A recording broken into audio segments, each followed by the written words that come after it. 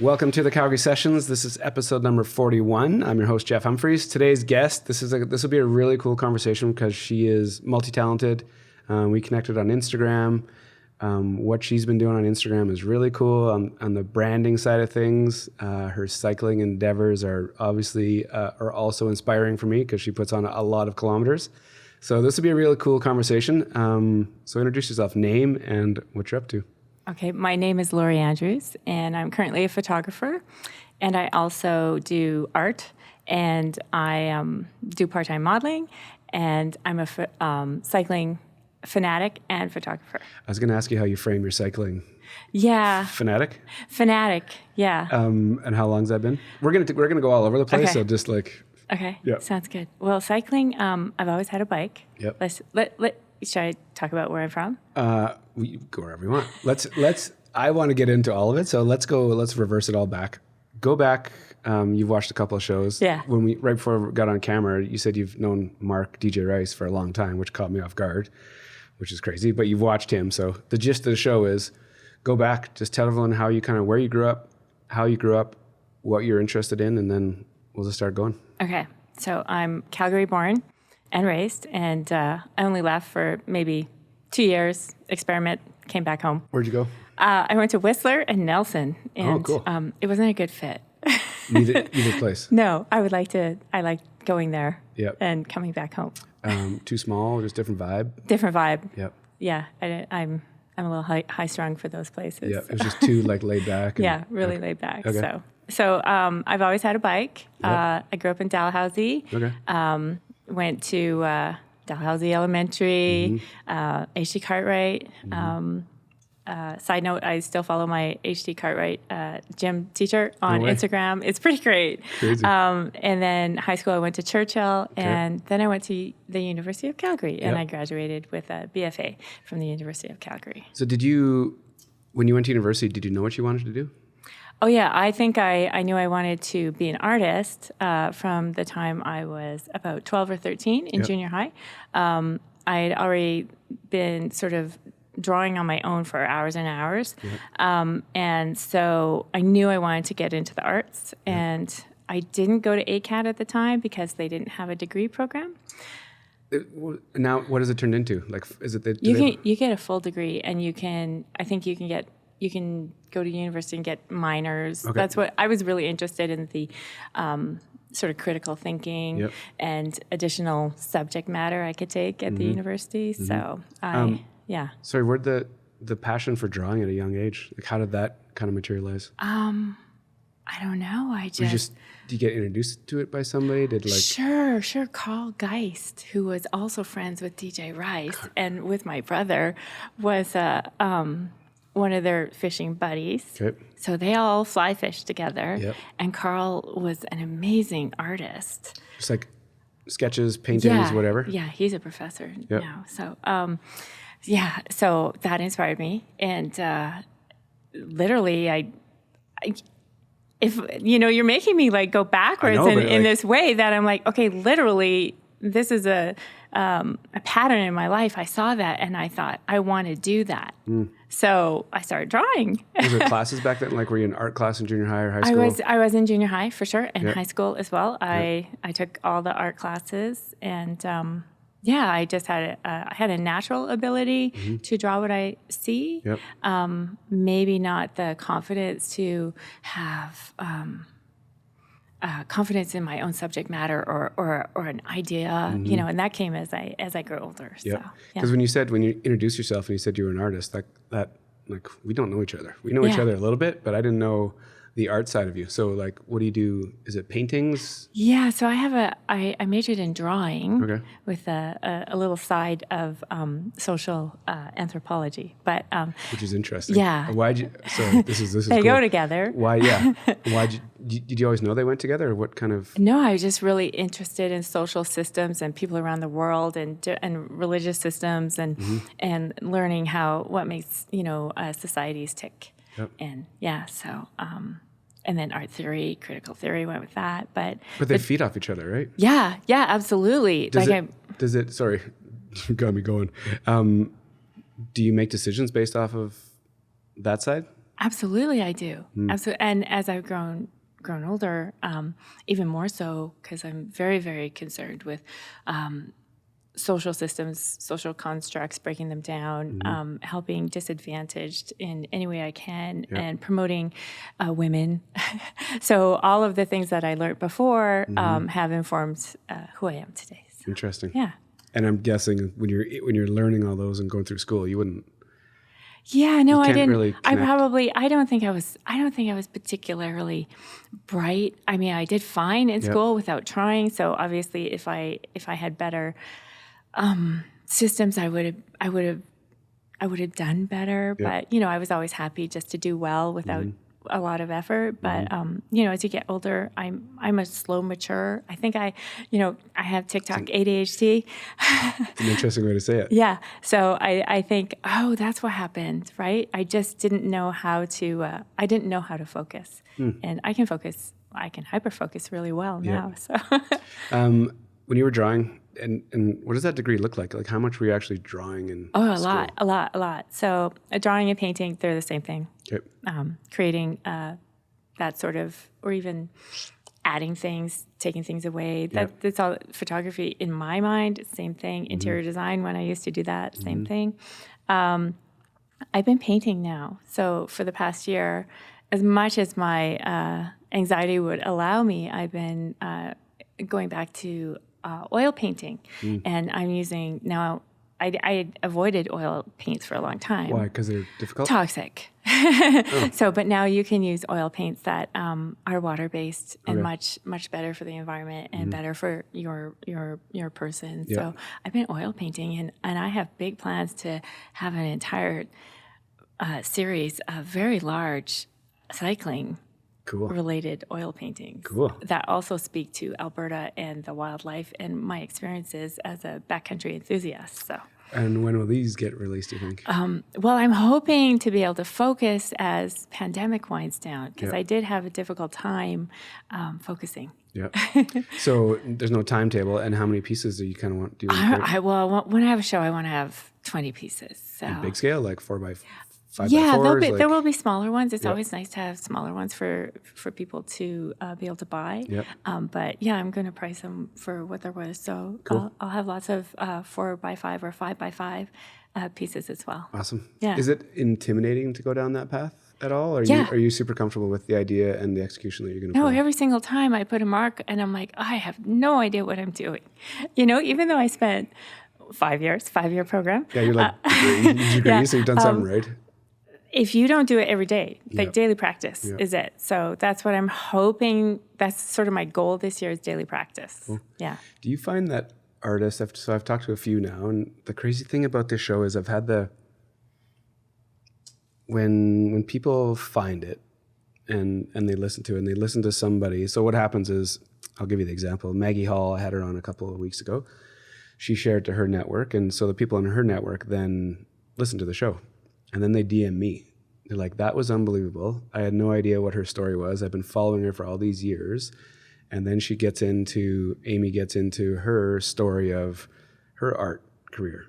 And it's this self-doubt piece that is like, it's universal. Do you know that? Like, well, I also know, okay, so this past week I had a job. Yep. Taking photos, 200 headshots for the University of Calgary Alumni Association. Which is ridiculous, right? It was awesome. But 200 is a big number. Yeah, it's a huge number. Yeah. But I loved it. So I stressed so much. I even bought extra lighting. I worked on my lighting for 2 weeks because I needed universal lighting for people of every shade, every height, And I'm really, really proud of the work that I did. Cool. But so leading into this, one of the clients I was photographing was a professor at the university, and she asked me about my experiences and at the university. And I've been open about this with alumni in the past. I've had some speaking engagements there, and it was negative, but it was before Me Too, and the art department was particularly rife with misogyny and inappropriate behavior. And so of course I didn't have any confidence. Yep. Of course I didn't have confidence, right? So that's come again with just getting older. So there's really great things about getting older. Well, it's healthy you can say that, though. Yeah. Because some people can't say that. Like, like some people get old and whether they hang on to things that happened in the past and they just won't let go, it could be a long tail end of their life. I'm a right now, in this moment person. And that's all that I'm interested in. I'm not interested in music from the past. I just listen to what I downloaded in the last 2 months. No way. And that's all I'm interested in. Yeah. Yeah. Healthy? Yeah. Well, it works for you. Yeah, it works for me. So when did you touched on it like very quickly when we started talking the cycling piece? When you were growing up, besides the art thing, taking obviously being a giant piece of your world, was cycling like a childhood thing too? Yeah, yeah. Like we had bikes right from the get-go. Like family, just like had all bikes. You guys would cruise wherever. Yeah, and fondest memories are riding around Dalhousie with our friends. I mean, back in the day, we would be like, okay, bye, Mom. Yeah, for the and day. we would ride around, and we would phone at 8 and say, can we sleep over? Yeah. Like we were gone on our bikes playing in parks on the other side of, Dalhousie. So you got there by bike. Yeah. And even in high school, I've been thinking about this a lot lately. I had a 10-speed and but I had a 10-speed and no access to information, the internet, and it was really early for cycling, let alone women's cycling. So I didn't know how to pursue it. So I never pursued it. We just had, but back then you could have got a mountain bike or a 10-speed. No, there was no mountain bikes when I was in high school. I'm 53. So it was like okay. Yeah. So that was it. Yeah, mountain bikes came university. I got my first mountain bike in university. Great. Yeah. Okay, so you have this bike. Yeah. And you didn't know what to I didn't know where to go. I didn't even have a helmet. Like I didn't know. I didn't have no way to gather information. There was no internet. Yeah. There, you just saw it was on TV, and they weren't playing the Tour de France. Yeah. And there was no role models. Yeah. It was that way about a lot of things, right? That's why I love social media. Which is so good you can say that. I love it. I love being on Twitter and TikTok and Facebook and Instagram and whatever else comes next. I love change. I love meeting people that way. I love all the positive things. I don't have FOMO. So, which is how you and I met, right? Yeah. Which is, you can say that so proudly and passionately, which is awesome because I feel the same way because it opens you up to all the opportunities. Endless. Yeah, you can meet people from around the world, hook up with them when you go there and go ride your bike with them.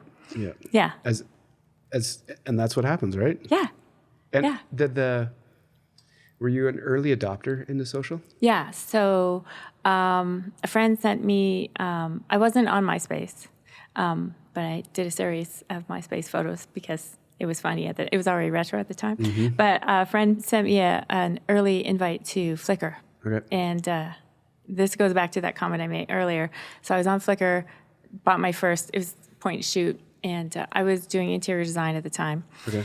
And I was trying to use that to photograph my projects. It wasn't working very well, so I bought my first DSLR. And here I am on Flickr, and I see these people. They came out that year with interestingness, and I was like, "That's my FOMO." I'm like, "I want that. I want everybody to come and look at my stuff, right? I want that." So I was shooting because I didn't have a clue what I was doing. I'm not a technical person, so I would just shoot 300 photos a day, and then I would do, pick the best one and put it on Flickr. Yep. And I accomplished my goals, and I still have like 65,000 followers on Flickr. Yep. I'm not participatory very much anymore, but I had a lot of followers. How did that work? How'd you make that happen? Photos. But and it's social. It's social. So that's the thing that I love about social media is the social. So Flickr was a slow growth into friendship. So you would make a comment, and they would make a comment back, and you would find something in common, and you would keep commenting, and then you were friends or enemies. That's where I found out about trolls. But I loved it, and it was crazy because it was before there was Facebook. There was Flickr, and I remember going to Ottawa, and I walk up to the bar, and the bartender says, "Are you the 10 Cent designer?"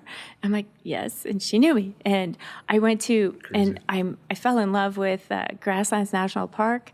And when I read about it in like National Geographic Canada or whatever in 91 or something, and then it was finally a park. So I started going, and I was like, just going because I just love it there, taking photos. And so I go there one year, and the girl behind the counter who's working as a conservation officer is like, "You're the reason I'm here." And I was like, wow, my photos really, really, really do have value. And that's empowering. And it also makes you feel like it's a worthwhile endeavor. Yeah. But how did you, to create a community like that on any platform? Yeah. The amount of work that it takes to do it. Yeah. What does that work actually, what did it look like? It still looks like 30 hours a week. But what were you actually like doing back then? Like posting 5 times a day, 20 times a week? Those aren't the formulas. What you're actually doing on social is being social and interacting with other people and talking to them and commenting. And it doesn't cost anything to like. If you're following someone, why couldn't you like their photo? I like your photo because I already like you and I'm following you, right? So social is making the comment when there's something that you want to engage about, like, "Oh, I love that," or "Where did you get that?" or whatever, you know. And that's the time-consuming part. And also, Oh, I love this. Also, like being really, really, you know, like I'm proud of. So I started doing the self-portrait thing, right? I can't wait to get into that one. So I'm proud of the body of work that I did, and I see it reflected all the time in standard. You know, like I was part of that really early group, and when I say a really early group, this included like the biggest American bloggers, and we were all sort of this group that were. I only got mentioned on Get Off My Internets once, and that was in connection with A.B. Chow, so it wasn't me. But so we were all together, and then you know the Canadians got pushed out, and there's no opportunity to make money, and I never wanted to flog alcohol anyhow. So. Okay, so you got to. There's so many crazy things that you've touched on here. The social piece is like it's mine. It's to be so thoughtful like that. Where does that come from? Does that come from who you are, what you studied? Like to understand that social media is used that way? How did you figure that out? I also take pride in the fact that I think that's a particularly female trait to always be paying attention to other people's needs, and other people need feedback, and other people need to know that what they're doing is important. I give that, so I love making new friends, and one of the easiest way to do that is to find someone that you like their vibe, and you comment and you tell them, "I like your vibe," right? So it's just authenticity. I'm not making this up. I'm not buying anyone. And but like you said, it's a lot of work, right?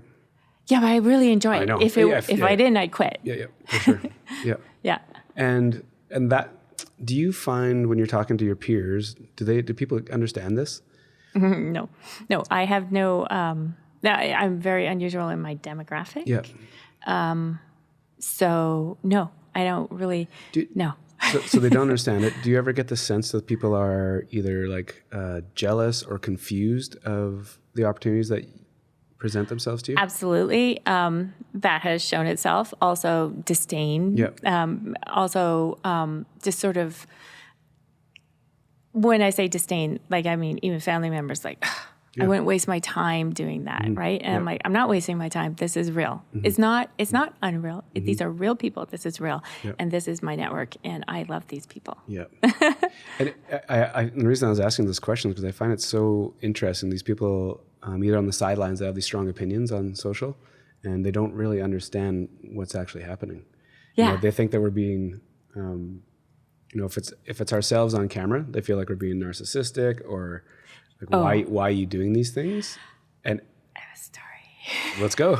So I started doing the self-portraits early, but they were almost entirely headless. Because at first, with social media being new, I felt vulnerable. Yes. But then within 2 years, if you went to Google, it would just point at my house. So I gave up on that. But I still continue with the headless series because that way nobody found me aggressive. Nobody found me,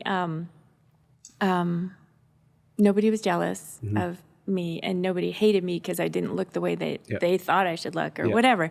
But I could talk about clothes, which were just an extension of my artistic creations, And but anyhow, so I early on when some of the bigger, how am I going to put this? Is this on Facebook that you're doing these? No, that was Instagram. Okay, so early Instagram and also Flickr. Flickr, all my self-portraits were almost always headless, and was that just a vibe you want, like just an idea you had? No, it just was, well, first of all, I didn't have to do my hair and makeup. Right. And second of all, no one, like if anyone looking at it female-wise could be like, that could be me, and they could relate to it, right? Or anyone looking at it could relate to it more because they didn't have to make a value judgment on what I look like. But it's very creative. Yeah, and I enjoyed it. Yeah. Okay. But anyhow, so it actually bit me because if there is maybe a potential hire, if that potential hire had any sort of jealousy that I'll give a quote. I'm not going to talk about the potential hire, but I never worked with them. I don't like how she always puts herself in the picture. And this is like standard now. So it was disappointing at the time. But you remember these moments. Oh, I remember that. Yeah. I haven't really forgotten that. So we're all over the map, but it's so good. Can you go to the self-portrait idea? Okay. The Wonder Woman series? Okay. So actually, no. Let's go to you after university. All right. And you touched on interior design. Yeah. Was that right after? Okay, so I have an art degree. Yep. And also, when I finished university, I looked really young for my age. So I thought I wanted to do sort of high-end sales jobs, like for Knoll, that sort of thing. And I would get like 4 interviews in, and then they would hire someone else who was like a guy. Yep. Flat out. And so I ended up going into business with my mom, and we had a shop, interior decorating bathroom shop in Cochrane called the Heavenly Outhouse. Okay. And so I commuted out to Cochrane for 6 years, and then on the 7th year we sold, and it was great. And it allowed you to still be creative? Yeah, I liked making really creative windows and displays, and so that was, and at that time, decorating was just, HDTV was just coming into play. Yeah, so people didn't really understand that it was a career. Yeah, so then I just started doing decorating for people, and then I took some courses to up my game, and I was doing a lot of interior design, and I had a very specific point of view, but I couldn't always follow it. And then I continued that, and I was doing big renos, and then I got out of that because I just didn't want to lose my house over it because I'm a sole proprietor. And I had some employees, and it was just costing me money. So, and then in the end, I really loved the work, but I didn't. What was the business called? Laurie Andrews Interiors. Perfect. Okay, great. And I love some of my best clients, but I just didn't love the hideously unenvironmental sort of ideas that people would come in, and then I would spend so much time trying to convince them not to buy something to throw away, and to keep it, and it was really difficult, and I just decided not to do it anymore. And then what was the transition out? Well, I'd already learned how to take photos. Just on the side? Yeah, via Flickr. So you had something 2005, I joined Flickr. 2005, yeah. So and just pick up a camera on a whim, feeling like it's a creative tool, and just kind of trying to figure out? Well, no, I also started getting hired, and people were buying my photos and putting them in magazines and in books. But how did you learn the photography piece? I just made that up. Just self-taught. Yeah. Buy something because it felt creative. Yeah. And then just started creating bodies of work. Yeah. And then got noticed. Yeah. Okay. Yeah. Okay. And I did get hired on social because of that. Yeah. Yeah. Yeah. So you got the interior business, and then the photography thing is right beside it, getting in magazines and doing all that. So to transition out of the one, you had this thing going. Yes. And I liked it more. Like, I like to say it was more immediate, but it wasn't, because, especially if it was like creative work for myself, it would take a lot of pre-planning and costumes and locations, but I liked it. Yep. Yeah.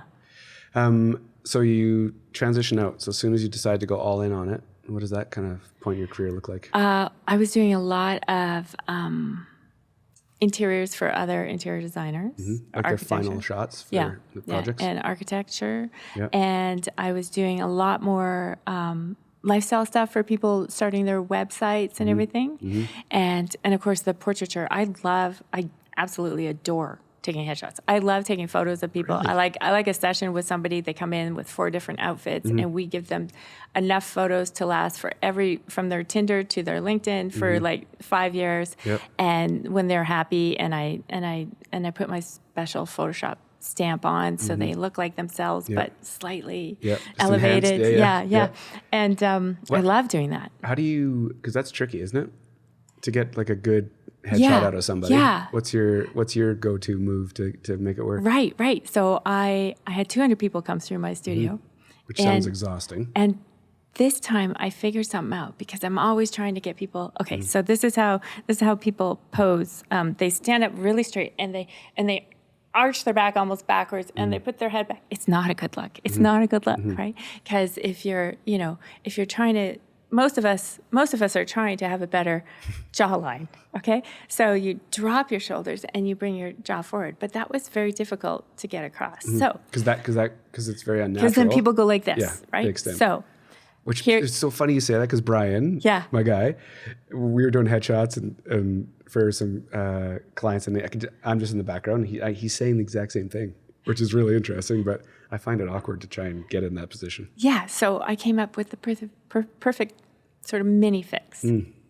When you stand in front of a camera person, pay attention, and you will notice that, because subconsciously you want to get away from them. You're standing back. Take the weight off of your heels and put it on the front of your feet, and you're in a better position already. Because you can't stand like that if all the weight is on the front of your feet. Interesting. So everyone, that 200 people come in there. Yep. I told at least 80 of them that. Do you like warm them up to the idea?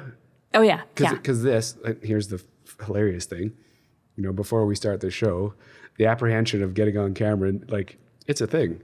And I'm sure these people coming in for headshots, it's not comfortable to have someone taking a photo of you. So what do you do? Yeah, 99.9% of people walk in front of me and say, I just want you to know, I don't take good photos. I hate having my photo taken. So what do you say? I say 99.9% of people come in front of me and say that. And don't worry, I am your mirror, and my job is to make you look as good as I possibly can. And I'm going to do that by looking at you and figuring out what your best angles are. And I'm going to tell you exactly what to do. I'm very dictatorial. And people like that. And sometimes they push back a bit. But then lately, I didn't used to, but lately I'll show them the still on the back of the camera back. And then I can get some feedback. Cool. Yeah. Interesting. Yeah. So 200 people is a giant thing. Are you giving them so much energy during that do you find when you're done that you're just like, need quiet time? Yeah, I am giving energy, and because my job is it's not just to give energy, it's to receive energy from these clients, right? So I want to get positive energy from them. So I have to start the conversations well, first of all, I had a really great system. I had a really great assistant this time around. I had Andy Vanderat. So he came and he was downstairs, and we would take the clients up, and we had like what do you call this? A clapper? A clapper board, but their names written on it. Cool. And I would start with a joke. Okay, let's take your mug shot, right? How many jokes would you have in your bag of tricks? 200 jokes. No way. Let's take your mug. Yeah. But I didn't mind. I don't mind because when I'm on, like I was in sales and I'm really good at sales and I'm good at sales because I'm actually genuinely trying to interact with you. Yep. So, yeah. So it works. So yeah, no, it was, I can't remember what we're talking about. Just the energy output. Yeah, to the energy output. Off. I was exhausted. So the one thing I kept saying to anyone listening was, how do people work out after working 9 hours? Because I cannot. I'm exhausted. So it's funny. It's funny you say that because those people are so much respect for those people to find the energy to pull that off. I didn't have it. I had to be quiet, obviously, and go to bed. Yep, totally. Start over. Yeah. Okay, can you tell the story of the timeline around the Wonder Woman series? Okay, I will. So where you are in your career, and I'd love to know why you did this. All right. Because I think it's brilliant. I have really, really distinct memories. We only had, as you know, we only got to watch what was on TV. And there was limited programs, and one of the shows, I was okay with Bionic Woman, but Wonder Woman, I loved that show. I loved her outfit. I'm not going to say I'm not going to lie. She was the Amazon perfect gorgeous woman. I wanted to look like that, right? And I wanted to be strong like that. And I wanted to have superpowers like that. Never forgot it. Maybe one little traumatic incident when I was a child where I wasn't able to watch it because I had to have my hair washed. And that, so it's been in my head that I wanted to cosplay in that costume, but I never got around to it. And of course, as you get older, so I asked for a costume to be made for me by my mother-in-law when I was turning 40, and she made it. No way. And it's amazing. And So at 40, where are you in your career? Full-time photographer? I was still doing interiors and photography and social and styling and lots. Okay. So and modeling. No, not yet. Not modeling yet. Okay. So 40, you decide that you need to figure this out. You need to either thank yourself or just get something out of your system. I had stories to tell. And they progressed over that decade that I've been shooting the Wonder Woman. So I knew I had a story to tell that, again, that was even pre-Me Too. I had stories that I knew I could tell through this character. Yep. Yeah. So get into it. I want to really hear this story. I want to know. I'd love to know why. Yeah. Why you did it. And what it looked like over 10 years. Right. So at the root of everything. Right. At the root of everything, at this point, there wasn't a lot of cosplay online that you were seeing. There wasn't a lot of, of course, everybody knew Cindy, the best, self-portrait artist or whatever. And she was into, so people would compare me to her or whatever. But for me, it was more about going to these places that were ingrained in who I am, from being an Albertan. And for some people, that give them a little context where those places could. Right. Okay. So the Rocky Mountains, because I spent my childhood in Alberta, and we would do family trips, and I've been an avid hiker and canoeer and backcountry enthusiast for years. So these places are part of my psyche, as is the prairie. I've always had these, I dream about tall grass and the prairies, and I love to just be out in stubble fields by myself for hours, seeing what I can find to photograph. So I wanted to put all that in there, but also I wanted to have a hero. Yep. This character is the hero because she's there all alone, and she's fine with it, right? And she's there, and nobody's out there, nobody's coming at her, no one's touching her. It's just amazing that she really is. She doesn't need anyone. That's how that series started. She didn't need anyone. Yep. So yeah. And was it just to satisfy an idea you had? Was there anything around branding or anything? It was just this is the project. Yeah. And I want to get going? Yeah, there's I was also simultaneously always obsessed with pinup, 1950 pinups, Cool. so I was doing side projects on, using that as inspiration. All these things where I could like take the power back for the women, or for myself, right? So yeah, there's pinups, and then there's the pinup that you take of yourself, that you were the actual director, it's not the same thing. So it's pretty fun. And how did this project evolve over 10 years? So, and so here's, again, to provide more context, just the very first shoot, can you just walk through it so people can kind of get a picture of what it is what you did? I think that the very first one, it was either Lake Louise or my living room. I think it was the living room. Okay. It was the living room. So I put two things together, and I had this vintage Bunny Yeager pinup book where she teaches. It's from the 50s, and it's got a great picture of her on the cover taking a self-portrait because she wanted to empower women to take their own self-portraits. And so I'm lying on the floor of my living room, which I'm very proud of because I'm an interior designer. I was going to say, like, it's all, things are connecting for me now that I've like...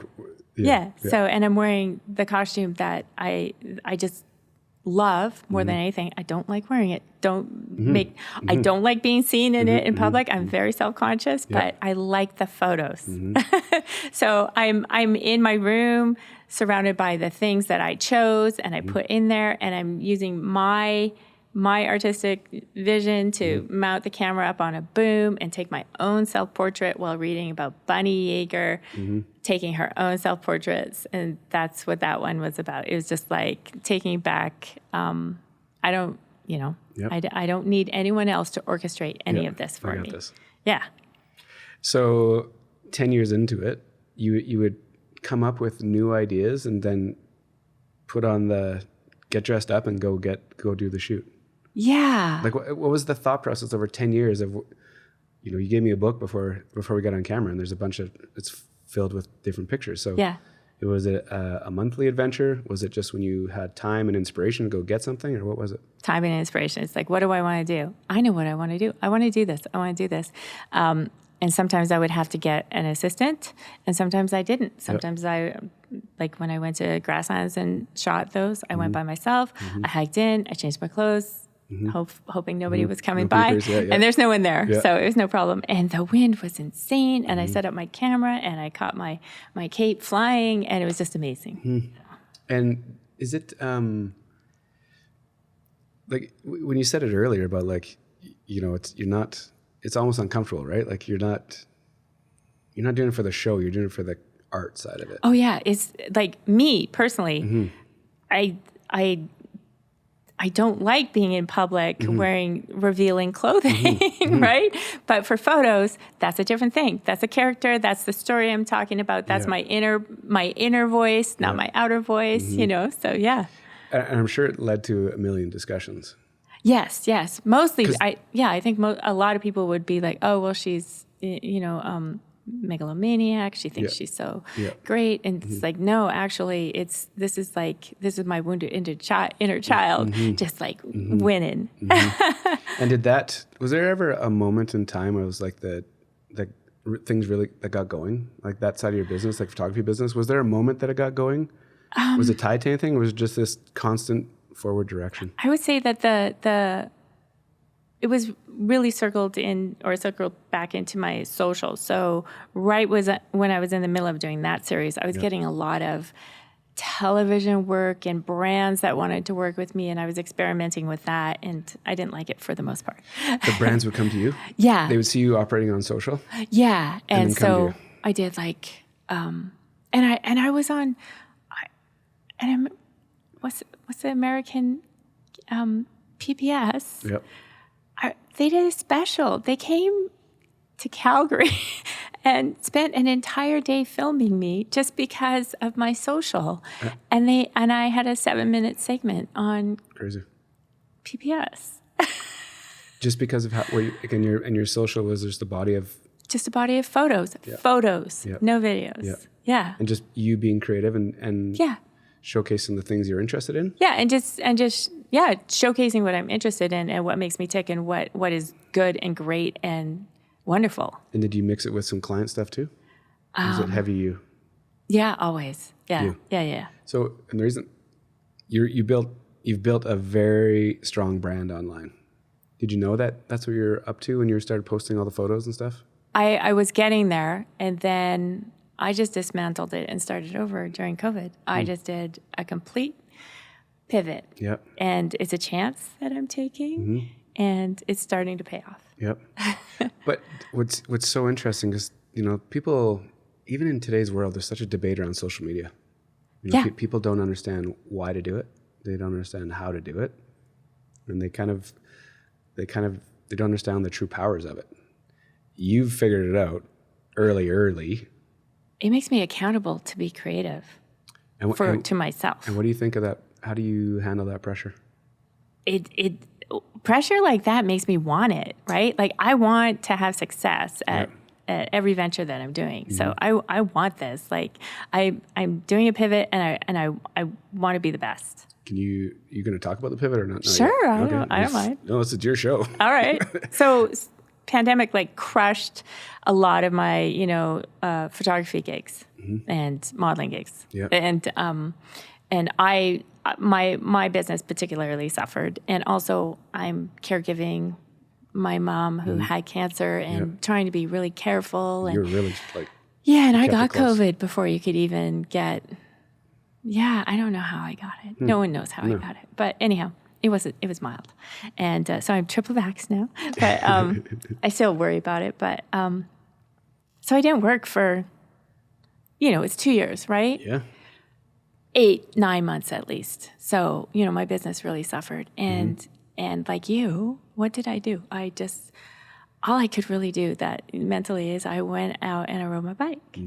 So let's talk about the biking first, okay? Yeah, so I'd always ridden and I would ride my heavy cruiser all the way down to Fish Creek and back just for, the fun of it. Yeah. And pretty soon I sold that to Fraser because I'm like, I don't want this anymore. I don't want to go slow. I want to go fast. So I was riding my old 12-year-old Specialized cross, and I had I had a Crown Marati that just was always sitting there. I wasn't sure about riding it. Around, It was a little aggressive. I started riding that, and during pandemic, I started using Strava because it was a way to connect to people again. Like so, all of I have a lot of cycling friends because I've been shooting people on bikes for several years.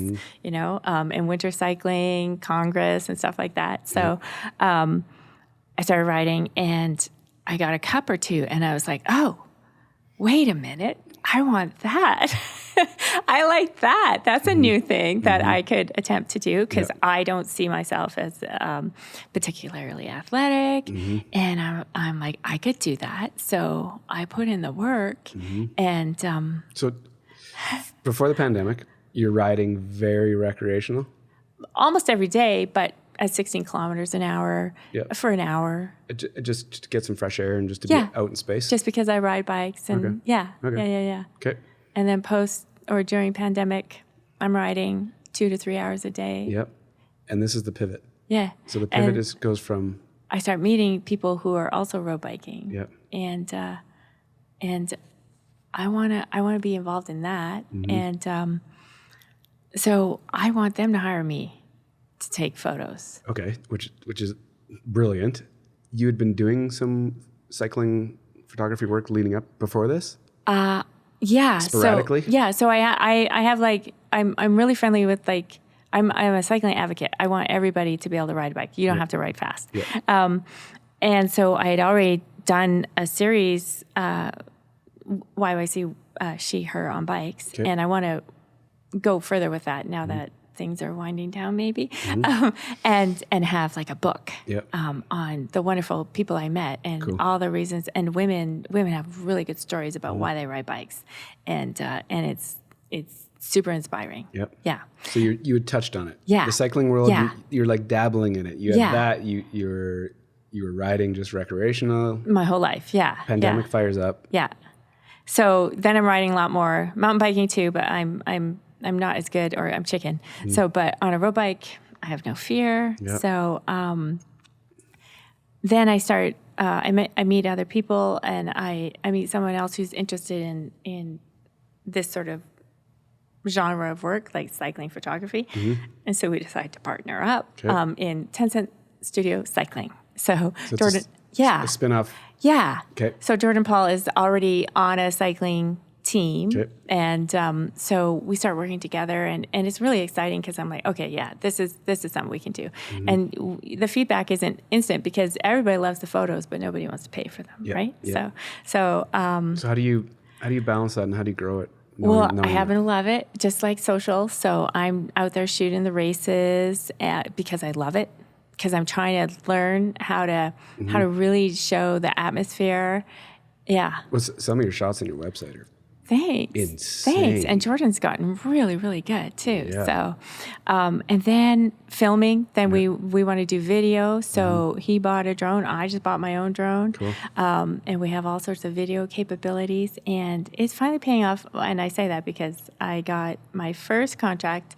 So I'm shooting the gravel experience down south. Cool. And I've just put in a quote to possibly shoot another amazing gravel race in Alberta. Cool. And my end goal on this is to be, and I brought Andy in because he has a drone license as well. So my end goal is to be a full production firm, and I do all the biggest American gravel races because this is right on the cusp, and I don't see why I can't. Why 10 Cent Studio Cycling can't be the team that does that. Crazy. Yeah. And it feels all like right. Like it feels like you're combining a bunch of passions into. Yeah, I'm doing what I love. Yeah. So the cycling thing, you're like personal cycling. It's taken off in the last 2 years of like full on craziness. Because what you're doing is like different than what I'm doing, and different from Kurt, and different from everybody. But what you're doing is very serious. I was focusing on getting fitter because when my mom first got diagnosed with cancer, I had a lot of anxiety, and I lost my fitness base almost entirely, you know.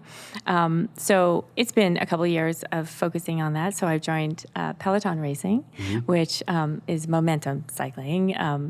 I think that was the name. Oops, I have it written down. And all the best. Like seriously, I've already ridden in group rides with all of these women, and I can see I can see them on Strava. These are the strongest women in the city. I'm the weakest link. Don't make no mistake. Isn't it amazing though how you can like build a community like that? Yeah. From online. Yeah. And it turns into real life. Yes. And then that just fuels everything. Yeah. That's what I think people don't understand. Yeah. Why are people so confused about that? I don't know. We were all just prepping online. We were using our social connections online to prep for now, right? We didn't put anything off. Yeah. Yeah. So. So talk about what these last 2 years have looked like in your cycling world. And you call yourself a fanatic? Yeah. So explain what a fanatic really means. And I'm talking distance. Yeah. So my monthly goal is 1,000 kilometers a month. So I did that last year. I did 12,000 kilometers. And that wasn't a stretch. You're comfortable with that? Well, I have other interests. Yep. So you still have to pursue your other interests. 1,000's a lot. Yeah, I really like it though. I like the long rides. That's what I'm best at. Like just going hard for a long time. Yep. So. Like a long time is 4 hours, 100 clicks. Yeah, I really like those. So this year, with my racing team, I hope to learn how to sprint for 30 seconds because I'm not very good at that. Awesome. And what have you found? Like cycling 1,000 kilometers a month, what has that given you? My sanity. Okay, so before I was cycling this much, I was in the mountains this much. Hiking and maybe cross-country skiing, mountain biking, that sort of thing. But it kind of got ruined for me during pandemic with the crowds. Because everyone's using these trails. So cycling is one of those things you can do it solo if you want, and you can do it with other people if you like. Yeah. So it was nice to have all this time to be outside all by myself if I chose to, and feel safe about it.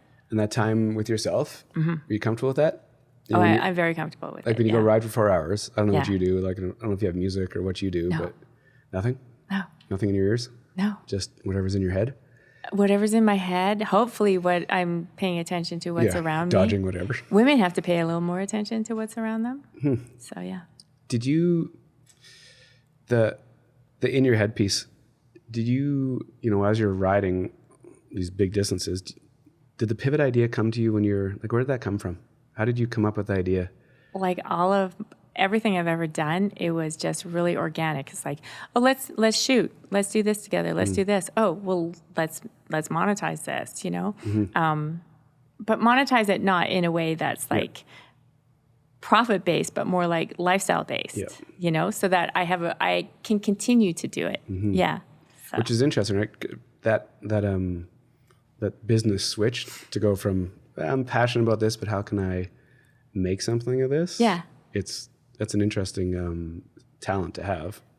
There's fatigue too, in all the things I used to do, because as you know, I told you earlier, I live right now and I'm not reliving everything I used to do on a daily basis, so I want to do new things always. That's what keeps me going. And which is, I think that thought process also lets you dig into social whenever something pops up, like TikTok comes up and you're ready to go forward. Yeah. Yeah, I like it. It's kind of addictive. Completely addictive. And people, people don't understand TikTok. They're like, oh, I would never join these dances. I'm like, no, my For You page has got nothing to do with that. And one of the women I photographed, I did during pandemic. I took her photo for she needed a headshot for something, and she was triple mask. She's a physician at the time, and she blew up on TikTok in that short amount of time. She has like 150,000 followers on TikTok because she's a trauma doc. Crazy. Yeah. But that's possible. It's amazing. But do you find, and you touched on this earlier about just kind of letting people in and just showing people who you are. That is a big barrier for most people on social. There's like such a hesitation to show people who you are and what you believe in. Yeah. I mean, I don't believe in, I'll start a double negative. I don't believe in being unnecessarily rude or mean to anyone ever, right? So I am political, but when I'm political, you won't see me posting memes that encourage violence, or you'll see me post the opposite. I will post something that will encourage compassion, because that's my job as a human. So, yeah. It's what I find fascinating about your story is this, like the pivot and then building a new community around something you're passionate about. Was it hard to connect those dots and like figure this out, or did it come natural to you? Like besides like getting work and building something that's hard work, but like the choices you've made, does they feel very organic to you? Like they're supposed to happen this way? I feel like I was going forward with my ideas and these lines all along, and some of them weren't right. Some of them were wrong for me, but I learned a lot from that. And so now I know every single year, like right now, I really know what I want. I know what I want. So I'm going to try and get it. Do those change yearly? Daily? It's that like moving forward. Yeah. You should be able to pivot. Like I've always noticed people will jump at, I don't like this, it's changed, and I liked it the way it was. And I'm always like, okay, so this is new. How do I get in on this? So the creative energy it takes to kind of to post content, that like during the pandemic, did you switch how you were approaching it? Did you switch the tone of what you were posting, or the cadence, or the cadence, because I haven't been as creative. I've been making plans to be creative, but sometimes I simply could not because I was suffering. Yeah. But to be creative, to be creative and come up with ideas to post it's like a full-time job in itself. Okay, that nowadays that's not. It's more like the execution I'm having difficulty with. Yeah, because I know what I want to do. I have a long list of things to do. And the execution is just like the time and having the whatever the space or it's just a bunch of moving pieces for your idea. Well, I kind of feel like we're here together at this table now because like I noticed you. Yep. And I decided, yeah, I want that. I want to be on that show. So I made the connection to see if we were like going to connect. Yep. And I feel like I'm ready right now to really like go. Yeah, I'm ready to go. I'm wound up. I'm ready to go. Which it's so interesting though, right? Because you've done it for so many years, how you build these communities online, and it's not you focusing on pushing content out, it's you actually building a real community, and you're brilliant at it. Thank you. It's the reason why you and I are sitting here right now, because your approach to how you do it it's perfect, and you're connecting with like-minded people. So I don't know if you're being strategic of who you actually put the time in or like where you put your time in, but it's pretty obvious. Like you can read between all of the lines on social, and you know who you're actually dealing with, and I'm attracted to people who are really interested in other people and have that world compassionate view. So. Yeah, but you say it so nonchalantly, like a lot of people don't understand this. Yeah. What is that? What do you think that barrier is? I don't know. Is it? I've tried to explain it, and I've lost people over it because they're like, I know what it is. And I'm like, no. And I get really excited, as you can tell. And I don't know. For me, it just really, really works. It really, really works. I don't get FOMO except for when somebody goes for a ride and I couldn't go for a ride. That makes me sad. Timing. But is it self-confidence? Is it just time in their life that they don't? Even that, like... No, I mean, there's probably, personality differences, right? I'm an extrovert, introvert. Explain that one. So when are you an introvert? I need a lot of time to go back from being out. Yeah. So I love putting myself out there and connecting with people, and then I need 8 hours to be alone and quiet. Yeah. So. Where's the biking fit into that mix? Is that your alone time? Yeah, which is sweet because you get like amazing exercise. Yeah. It's like exercise and alone time at the same thing. Yeah. I can't believe you don't listen to music or anything. No. So what do you think about? I stopped listening to music even when I run. I try to keep my thoughts fairly clear because there's no point in ruminating. But if I am ruminating and I'm by myself, I might yell out loud sometimes while I'm on my bike. So if you see a crazy lady, that's me. That's me just yelling, trying to clear that thought. But where's your head? Like, what do you, like on a 4-hour ride? Like you rode 100 clips a couple days ago. Currently, a lot of my rides are like, I'm planning to win my races. I'm not going to, but I'm planning to win. So you're going to start entering races with the team? Yeah. Okay. Yeah. And what kind of races? Well, I'm going to be in Cat 5, so road races. So I'm gonna start probably with some races with Crankmasters. Okay. And because their Wednesday night series is, I think it's Wednesday night. Anyhow, it's a really good introduction because I've never raced. It's a crazy time. About this. Crazy time in my life to decide I'm going to race road bikes. Well, it is crazy, right? Yeah. At this point in your life? I've never been this strong in my life. Isn't that, what does that feel like to say? Like it's got to... It feels amazing. I'm as strong as I've ever been, which means I feel confident that I can be stronger. Keep going. So what do these races look like? Like what's the deal? Well, there's criteriums. I don't know anything. Okay. Honestly, my biking is jump on it, go one way, and come home. I know. That's why, we got to get you some kit. No, I don't wear spandex. You will, because it makes you faster. And then you can do the long rides. For as long as you and I know each other. You're not going to wear it. I am not going to wear spandex. I used to say that too. And it really makes you able to forget what you're wearing and concentrate on your ride. But I just had my first team meeting with the women on my team. Cool. And our coach gave us an entire 2-hour presentation on what it means to race and racing strategies and stuff. So as a team, you're all racing together, not for one of you to win, like for the person who's best suited to win this Yep. race to win. Yep. So that's what racing is. It's teamwork. And then how do you get your own personal Goals? achieved? Well, Strava crowns. So the other day, I know Kurt. Yep. Because we both worked together at Republic. Oh, you did? I worked at the beach bar before Republic. No way. Yeah. Oh, you're like, Yeah. okay. Yeah. So I'm glad you slide this in like an hour into our conversation. yeah. So I kind of try and go fast when I go past Bow Cycle. Yep. And I bet you that everybody does that. yeah, right? yeah. And it's a dangerous place to go Oh, fast. there's a lot of action. But the other day, I'd sessioned it the It's day so before, funny and you I'd say done that, well. though. Okay, Yeah. sorry. And so last week, I sessioned it once and did really well, and I thought I can do it better. Mm-hmm.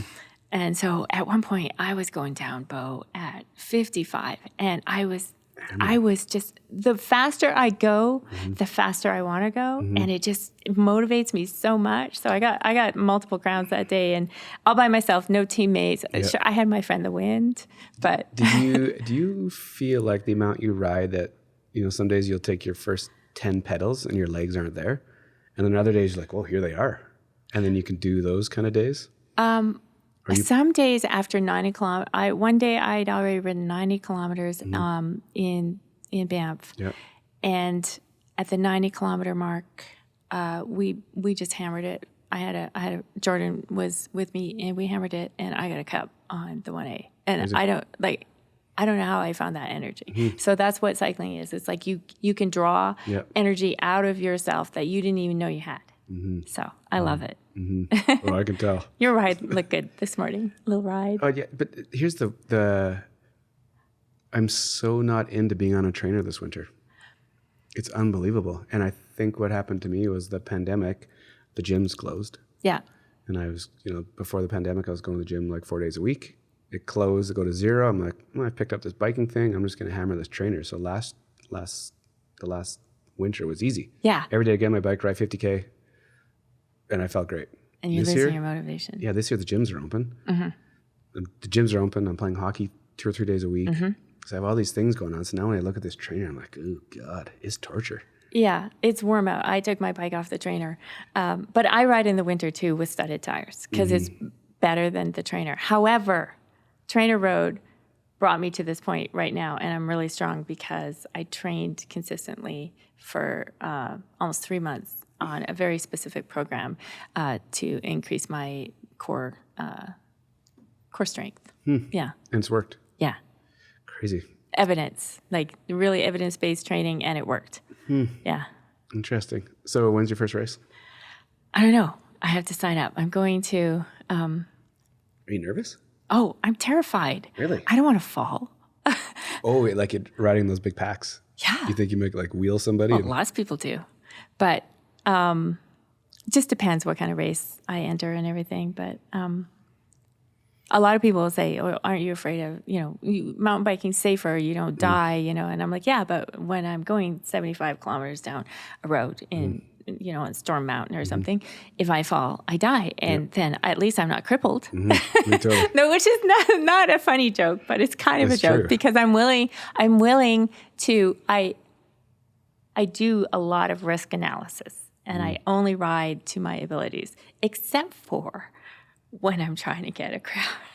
And I've made some bad mistakes. So you're pretty, you can be strategic or goal oriented. Yes. Like Strava's like a, Yeah, it's really fun that way. it's You like can, a drug. Like yeah. you can You can chase things. decide to, yeah. Now that I have these teammates, the rule is you're not really supposed to take any crowns from your teammates. Oh, that's funny. So everybody else who's not on the team is like open. Free game. Yeah. Well, what's it like having a team at this point in your life? So far, I'm really excited because I feel a little bit, because I've always been into cycling, I feel a little bit like I finally have my tribe. And some of the women, I can see we're going to be fast friends for a long time. Super cool. Yeah. It's been a fascinating conversation. Thank you. Yep, super cool. And I'm sure you slid the Kurt thing in, you slid the rice thing in. I feel like there's a bunch of things. There's 12 of them. I'm like, oh yeah. So crazy. So, which would be really cool to just like hear the stories over the next few years. So there's only one question I ask, which is so funny. I just forgot to ask it for the other guest. When I say Calgary, where's your head go? Mountains. And everything about them, whether you're cycling, walking. Love them, yeah. Just love them. I love being on the edge of the mountains, seeing them, being in them, being on top of them. Cool. Yeah. Thanks for taking the time. Thank you. Super cool to finally meet you. Yeah, it was nice to meet you too. Yeah, which is so strange, right? Like, I feel like I already know you. I know, but you follow each other, you just keep track of what's going on. And for people that, again, it goes back to the social conversation. Like, this is a real thing. Yeah, it's for sure. It's a reason why you find like-minded people, and it's an easy conversation. If I was having a conversation, I would just tell people, my friend Jeff. Yeah, so strange. Yeah. Thank you. Thank you.